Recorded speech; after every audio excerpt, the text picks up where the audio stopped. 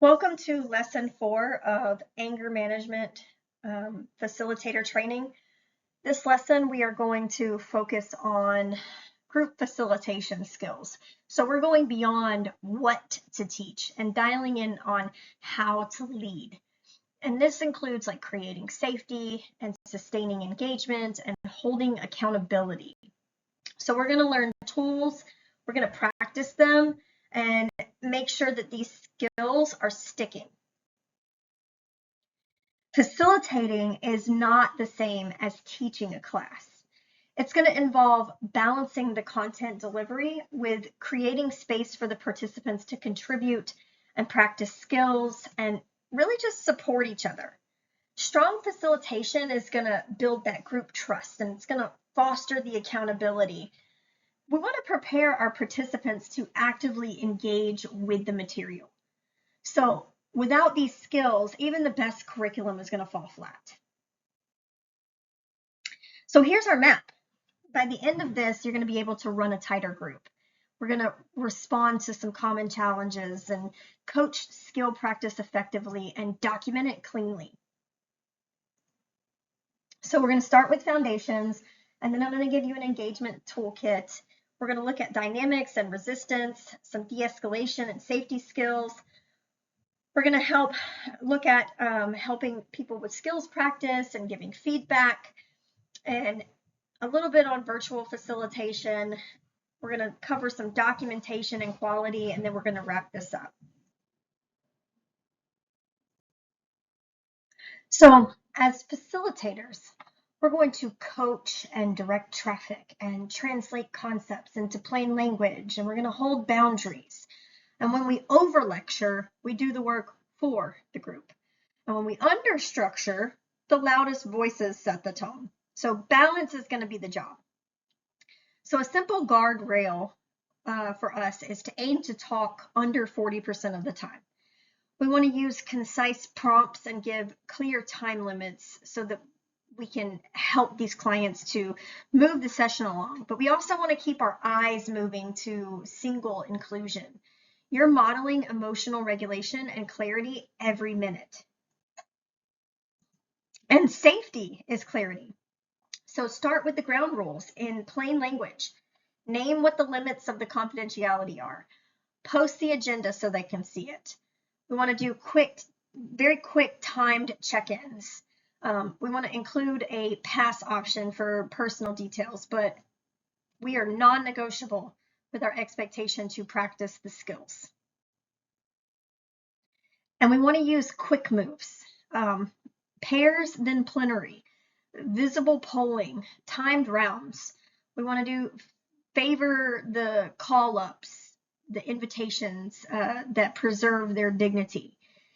Keep a visible board of what did we learn today so that people can see the momentum. So we're going to look at some of these further here. Open-ended starters. These are questions that can't be answered with a yes or no. So it invites open discussion. It lets the clients connect the material to their own experiences. So an example might be after we explain the anger cycle, we don't want to ask, do you understand? Because they answer with yes or no. We can say, what parts of this cycle feel most true in your own life? And that's going to invite more conversation and keep them talking and keep us under that 40% rule. And we use this right after we deliver new content. The 1-minute pair shares and then coming back to a group report. So we want to break the group into pairs for like 60 to 90 seconds and then ask for highlights in the large group when we bring them back together. The quieter clients are more likely to share in pairs, and that warms them up to share in the full group. So we might say, turn to the person next to you, and for 1 minute each, share one trigger that you've noticed this week. And then we're going to hear one from each pair. And we want to do this early in the session, or if the energy is lacking, we can use it to increase the energy when people seem disengaged. The fist to 5 pulse checks. This is just a quick visual check-in using fingers. 0 means not at all. 5 means fully. So we're doing this fast. It's nonverbal engagement. It's very useful for gauging the group energy or comprehension. So I might say, on a scale of fist to 5, how confident are you in using a timeout before anger escalates? And we use this about mid-session to measure the understanding or the readiness. The name it, frame it, aim it, or NFA, is a mini structure for handling spontaneous group comments. And it's going to keep random input from derailing the session. So name it, acknowledge the comment, tie it back to the topic, and then turn it into a skill building question. So the client would say, I just blow up, I don't care. And so you would respond with naming it and then framing it and then aiming it. So thanks for sharing that. Whatever their name is. That's actually part of the anger cycle that we're looking at. And that's the framing. So what's one thing that you can try instead of blowing up? So we aim it back.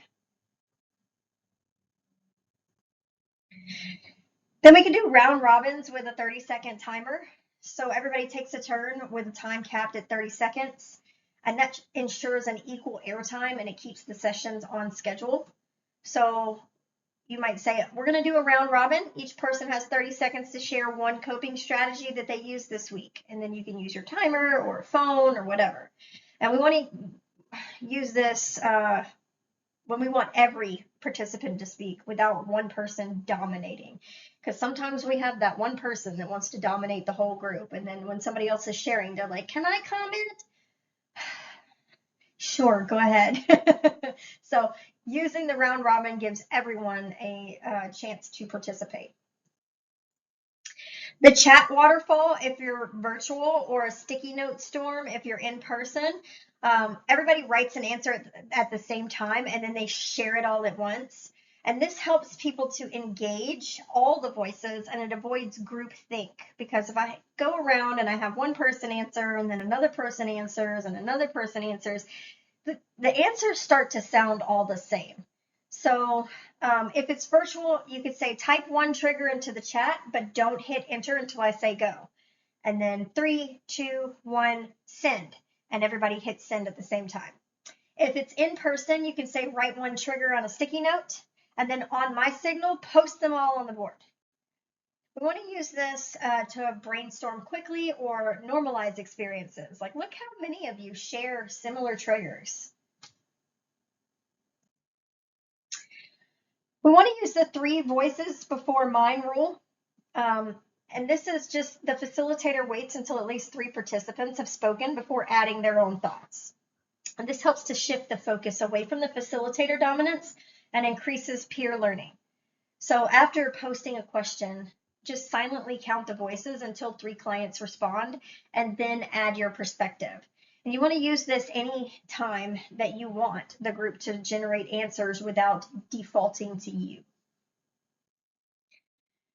Call ups, not call outs. This is where we invite people in gently instead of shaming them. And this is going to maintain safety and dignity, especially with resistant participants. So instead of you're not paying attention, say, I'd like to invite you to share. What's one thing that you're taking from this? Or whatever. And when we use this when somebody's disengaged or they're joking or they're checked out. And virtually, if they're walking around, they're watching TV, they're just doing something that you would consider inappropriate for the group. So bring them back by using this. Micro prompts, we want to say that in an I statement.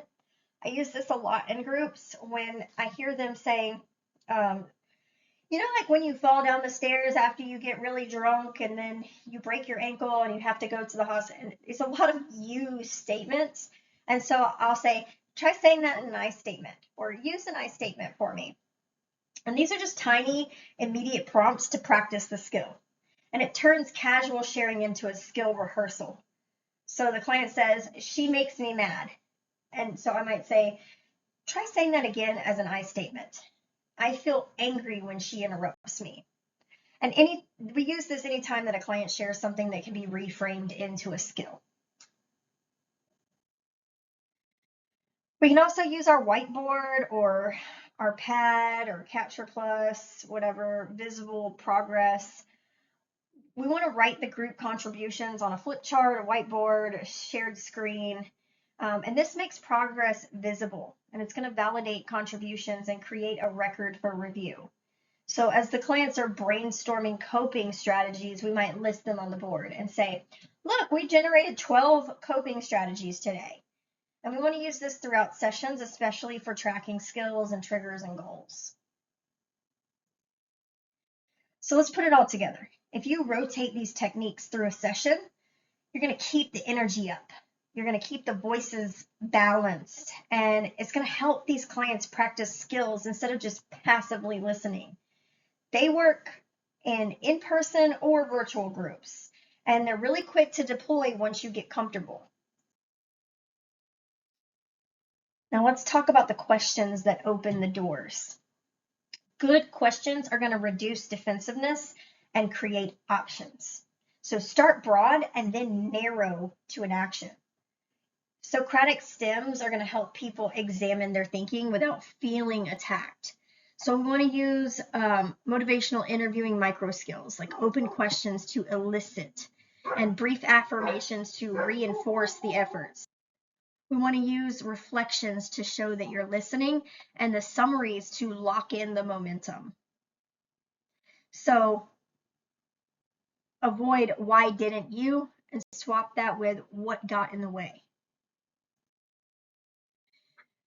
We want to reflect the story and the feeling in active listening. So you might say, you felt cornered and disrespected. And we want to normalize the feeling while keeping that behavior on the table for change. And we want to summarize every 5 to 7 minutes in heated topics. Your tone and your pace are going to regulate the group.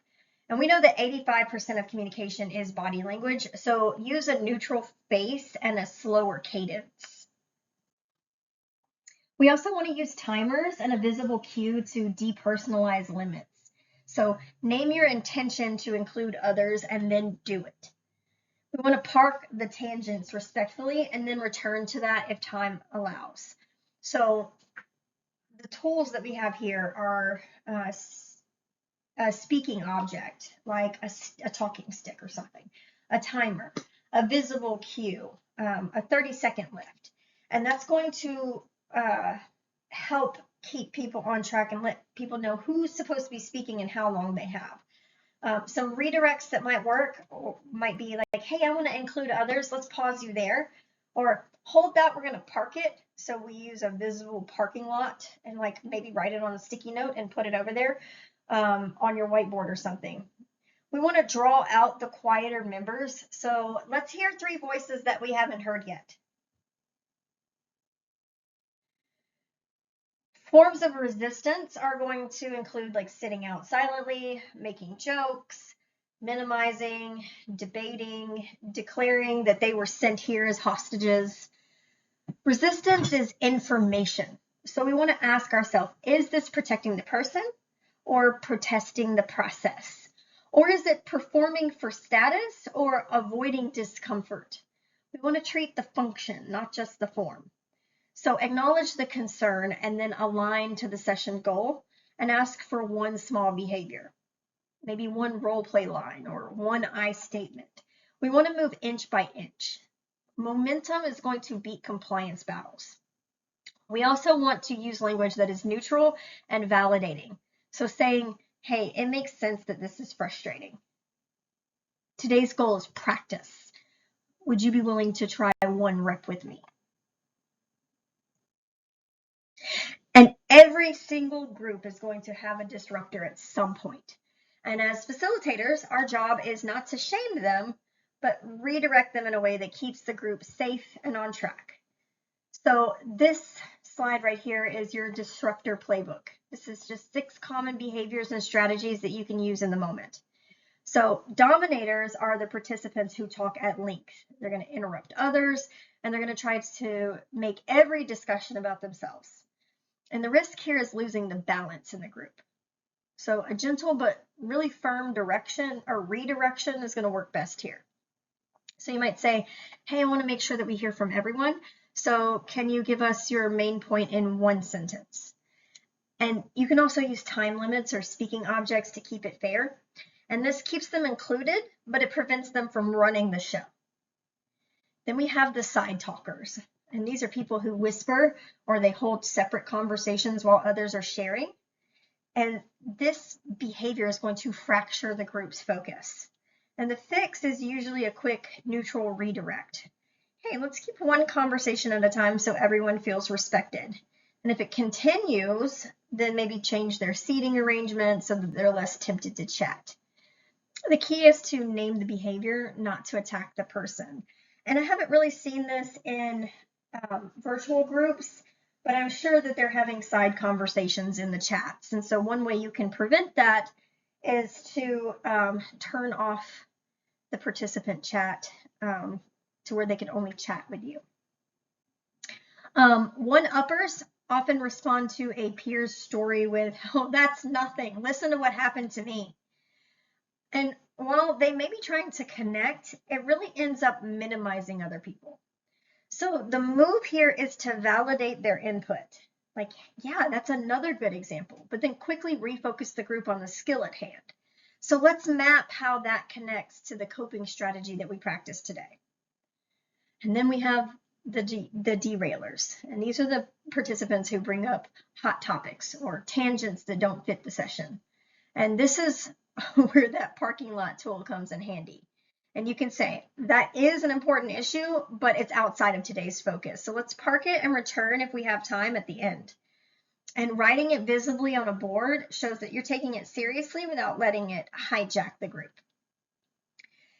And then minimizers dismiss their own anger. I don't really have a problem. I just get annoyed sometimes. And the risk is that they're going to disengage or they're going to avoid practicing skills. So instead of confronting them harshly, lean in with curiosity. Even small spikes matter. When do you notice that the annoyance starting?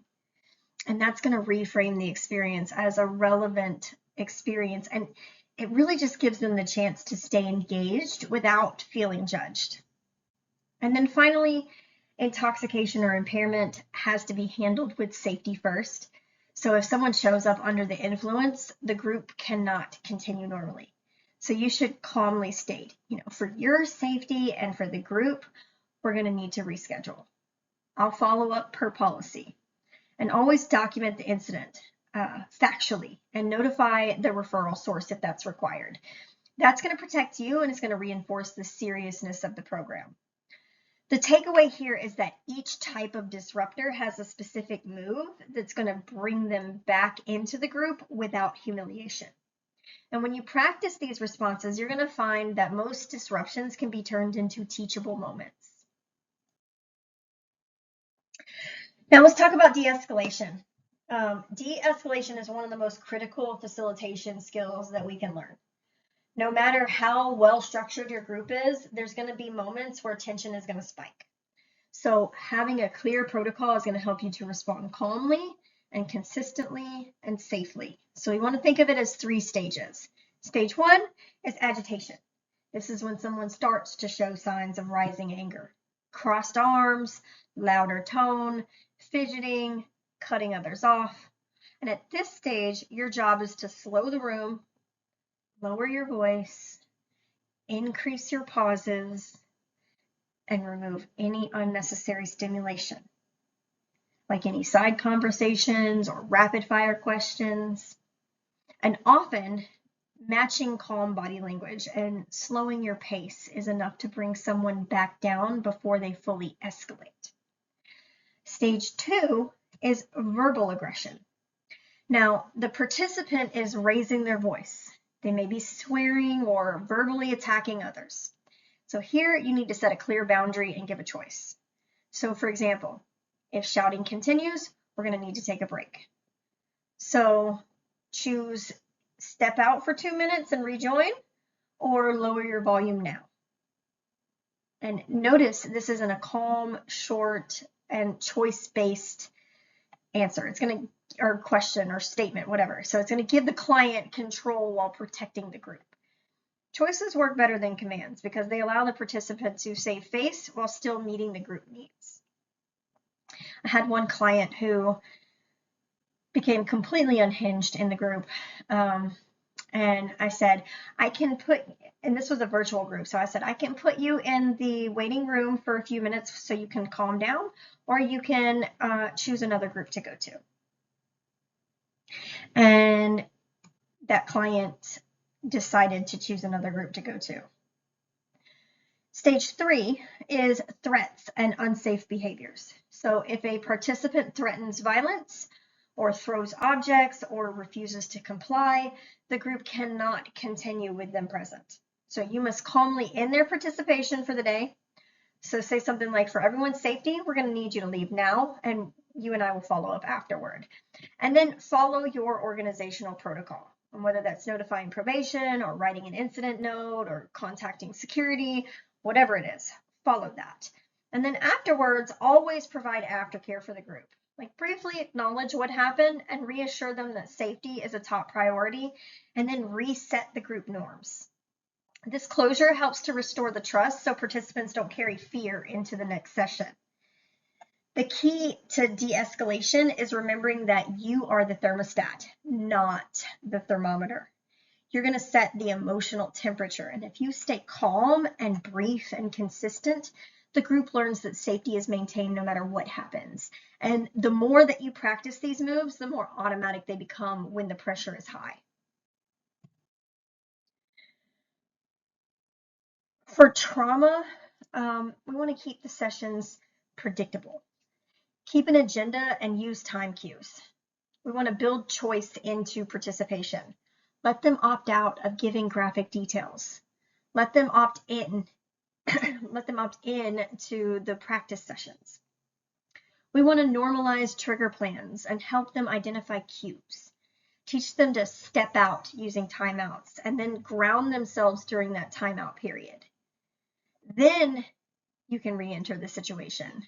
Your language either opens or closes doors, so choose curiosity. Say, what happened, instead of what's wrong with you. We also want to model humility. Maybe do a pre-brief to your reflections and let them know that if you get it wrong, you're going to repair the situation and then invite them to talk. Be sure to invite corrections. Check your assumptions out loud and locate the behavior in the context. So I openly ask my clients to correct me if I'm wrong. And I often check for understanding from both myself and from the client. So I'm checking to see if they understood me, and then I'm checking with reflections to see if I understood them. And if I get it wrong, they're going to correct me. We want to avoid universalizing gender and race and class or disability, as those categories are going to consist of like lots of different types of people. Respect emerges from curiosity plus the repair. So the pre-brief, if I get it wrong, I'll repair, please tell me. We want to check the interpretations, like how does that land for you? We want to avoid universalizing, so name the context, and do use phrases like help me understand the meaning of disrespect in your context instead of everybody feels that way. Practice fails when directions are fuzzy. So name the skill, demo it briefly, and then assign roles. And then show a scorecard. That's how we are going to know that it happened. We want to keep our reps short when we're doing groups or role plays, and then repeat. Make sure everybody knows what their role is, like the client is the speaker, someone else is the responder, and then another is an observer. So that observer is going to take notes. They're going to give feedback at the end. So an example might be, I want you all to practice an assertive I statement and give them a timeout script they can use. I usually have my clients practice an informal timeout strategy of like, hey, I would really like to have this conversation with you, but I really have to go to the bathroom. Can we continue this conversation in about 10 minutes? Or another script might be, I would love to finish this conversation and reach a resolution, but I have an extremely important phone call that I have to take in 1 minute. Can we pick this back up in 20 minutes? Another scenario they can practice is to use the timeout, and also while they're doing the timeout, use breathing techniques and then re-enter the situation. Then after you have them do this role play session, always debrief in the same order that you assign them. And then let the participants self-assess first so that they can build ownership. And then the observers are going to add the specifics. So then you can give 1 or 2 nuggets that are going to help sharpen that skill for each one of those clients. And when we give feedback as facilitators, the goal isn't to judge the participants or make them feel wrong. The goal is to help them notice what they did and help them to see the effect and then practice a better alternative. So one of the simplest models is SBI, which is situation, behavior, impact. So instead of saying you were aggressive, you would say, in today's role play situation, you raised your voice and you leaned forward. So the role play was the situation, the raised voice and their leaning forward is the behavior. And then I would say, and I noticed that your partner shut down and avoided eye contact. So that's going to be the impact. And that's going to keep the feedback objective, specific, and behavior focused. And that's what's going to make it easier for clients to accept it. Another useful tool is EARS, which is elicit, affirm, reflect, suggest. So start by eliciting the client's own view. How do you think you came across? And then affirm something positive. So I might say, I like that you jumped right into the role play. And then next we want to reflect what you observed. So when you pointed your finger, your tone got sharp. And then finally suggest one improvement. I want you to try that again using an I statement instead of blame language. And this structure makes the feedback feel collaborative rather than top down. So to keep the feedback motivating, we want to use the 2-to-1 rule. So give 2 specific examples of what the client did well, followed by 1 area to sharpen. And that's going to help the client feel acknowledged for progress while still being challenged to improve. So for instance, you might say, you stayed calm and you made eye contact. You also remembered to pause before responding.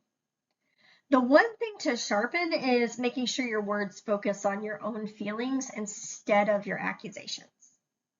So that ratio keeps clients engaged and open. So a more concrete example you could use in group is like in the coworker scenario, when you said you always, your partner escalated and got defensive. Instead, try an I statement. I feel dismissed when you interrupt me, and next time I need you to let me finish. So notice how this new version shifts the blame to expression and request. And that's the kind of feedback that helps clients practice communication that's going to lower conflict instead of fueling it. So this slide right here is about giving participants ready-made phrases that they can grab in the heat of the moment. We call it our language library. And when people are angry, their ability to think clearly shrinks. So that's why having a script memorized makes all the difference. So for example, a timeout script should be specific, like, I'm heated, I need 15 minutes. I'll be back at 7:45 to finish this. Notice how it avoids blame, it sets a clear time frame, whatever. And the one that I used previously was, I'll be back in 20 minutes to address this. Then we have the reentry script. This matters just as much. Otherwise, people walk away and never resolve the issue. So they might say, hey, thanks for waiting. I'm ready to talk. And here's my I statement. And that's going to give structure for coming back to the conversation. We also coach clients to use boundary lines like, I won't continue if there's name calling. This is firm, but not aggressive. It sets a limit and it's protecting their dignity.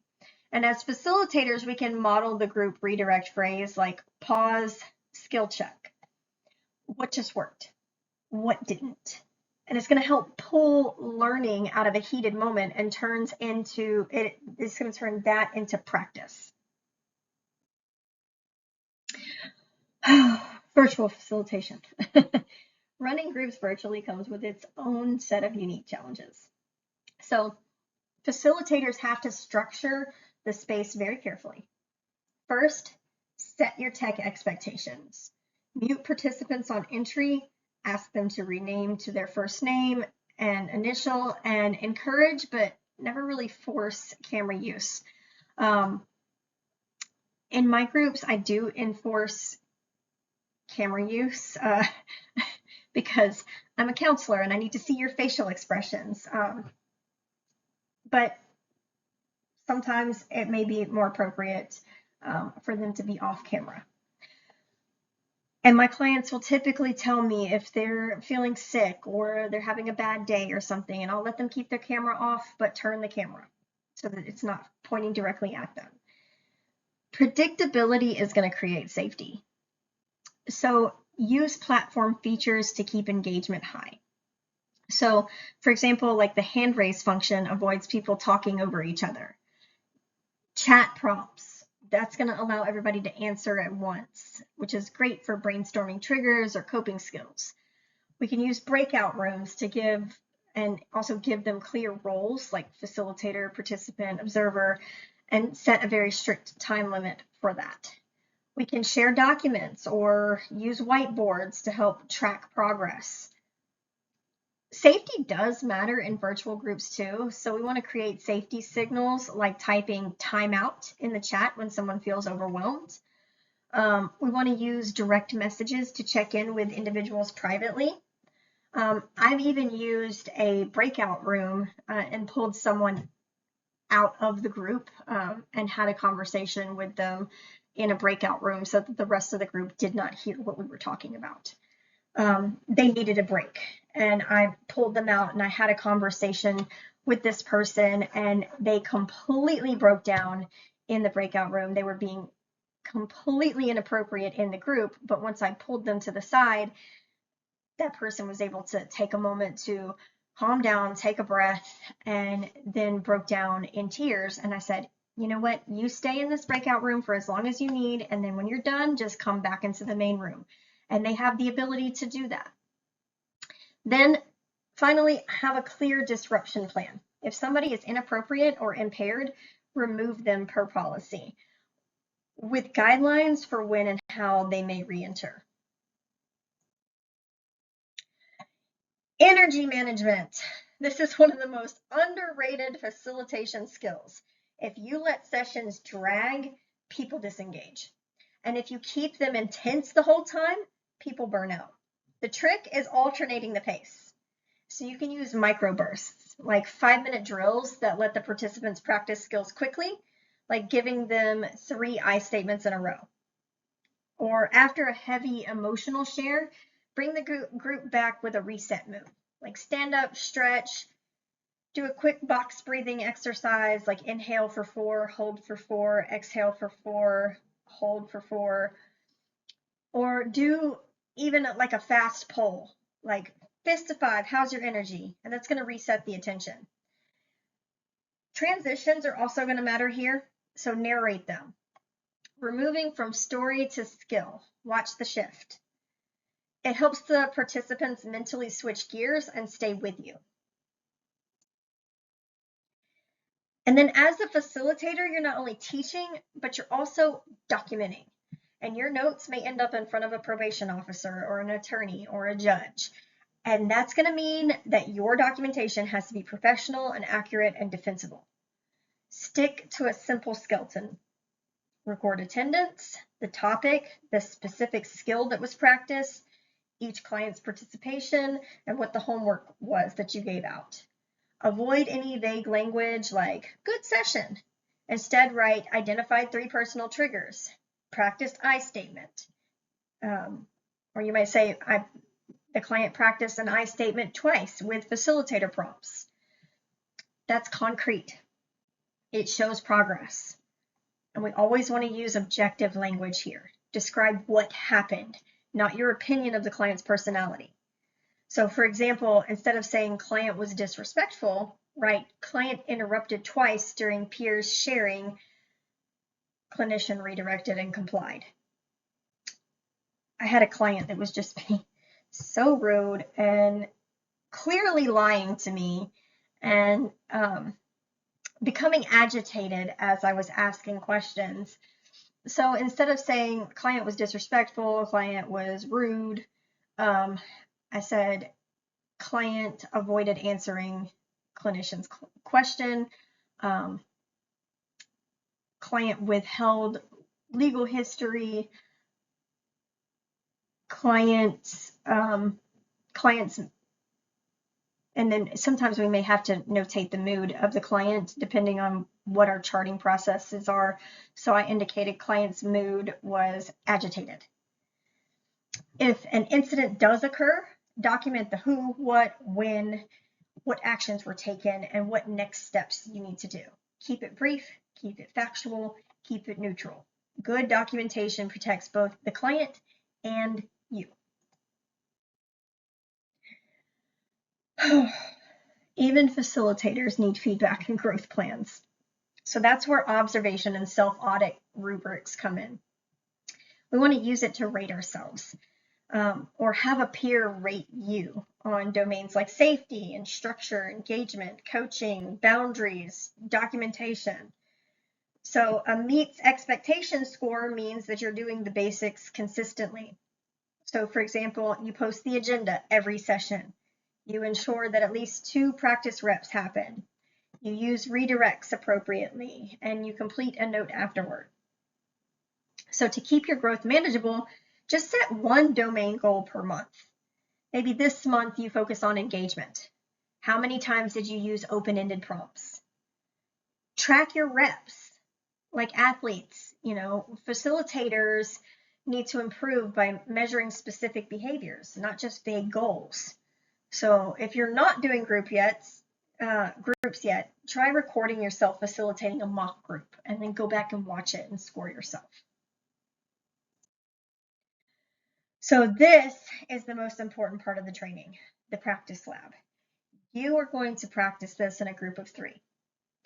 One person is going to play the facilitator, one is going to play the participant, and one is going to observe using a scorecard. We use real life scenarios here. So a disrespectful coworker, a tense co-parenting exchange, or a road rage incident.